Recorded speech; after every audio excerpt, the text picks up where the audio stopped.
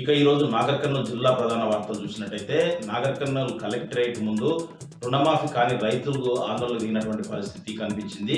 పెంట్లవెల్లి మండల కేంద్రంలోని సహకార సంఘంలో 499 మంది రైతులకు ఏ ఒక్కరికి కూడా రుణమాఫీ కాకపోవడంతో వాళ్ళు కొన్ని రోజులుగా రాస్తారోకోలు, ధర్నాలు, నిరసనలు వ్యక్తం చేసినటువంటి పరిస్థితి కనిపించింది. ఎన్ని నిరసనలు, రాస్తారోకోలు చేసినప్పటికీ కూడా ప్రభుత్వం స్పందించకపోవడంతో వాళ్ళు ఏకంగా సహకార సంఘం చైర్మన్ను తోలుకొని రైతులు పెద్ద మొత్తంలో కలెక్టరేట్ వద్దకు వచ్చి ప్రజావాణిలో వాళ్ళు ఫిర్యాదు చేసినటువంటి పరిస్థితి కనిపించింది. అనంతరం కలెక్టరేట్ ముందు వాళ్ళు ఆందోళనకు దిగినటువంటి పరిస్థితి కనిపించింది. మొత్తంగా చూసినట్లయితే ప్రభుత్వం అసెంబ్లీలో కావచ్చు, ఇటు బయట కావచ్చు, ప్రభుత్వ సంబంధించినటువంటి మంత్రులు, ముఖ్యమంత్రితో సహా కూడా ప్రతి ఒక్కరికి కూడా 100% రుణమాఫీ అయిందని చెప్పేసి ఒకవైపు చెప్తున్నప్పటికీ పెంట్లవెల్లి సహకార సంఘంలో ఉండేటువంటి 499 మంది రైతులకు ఏ ఒక్కరికి కూడా రుణమాఫీ కాకపోవడంతో వాళ్ళు ఆవేదన వ్యక్తం చేయడంతో పాటు ఎట్టి పరిస్థితుల్లో రుణమాఫీ చేయాలని, లేని పక్షంలో పెద్ద ఎత్తున ఆందోళనకు దిగుతామని చెప్పేసి ప్రభుత్వాన్ని పెంట్లవెల్లి రైతులు హెచ్చరించినటువంటి పరిస్థితి కనిపించింది.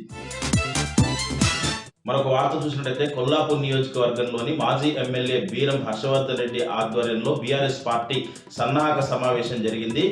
ఈ నెల 27న వరంగల్లోని ఎల్కతుర్తిలో జరిగేటువంటి బీఆర్ఎస్ పార్టీ రజతోత్సవ వేడుకలకు కొల్లాపూర్ నియోజకవర్గం నుంచి భారీ ఎత్తున తరలి వెళ్లేందుకు సన్నాహక సమావేశం ఏర్పాటు చేసినట్టు మాజీ ఎమ్మెల్యే బీరం హర్షవర్ధన్ రెడ్డి తెలిపినటువంటి పరిస్థితి కనిపించింది. ఈ సన్నాహక సమావేశానికి కొల్లాపూర్ నియోజకవర్గంలోని అన్ని మండల కేంద్రాల నుంచి బీఆర్ఎస్ ముఖ్య నేతలు, కార్యకర్తలు పాల్గొన్నారు. వారికి అందరికీ కూడా బీరం హర్షవర్ధన్ రెడ్డి దిశానిర్దేశం చేశారు. భారీ సంఖ్యలో కొల్లాపూర్ నియోజకవర్గం నుంచి వరంగల్ తరలి వెళ్తామని చెప్పేసి కూడా బీరం హర్షవర్ధన్ రెడ్డి చెప్పినటువంటి పరిస్థితి కనిపించింది.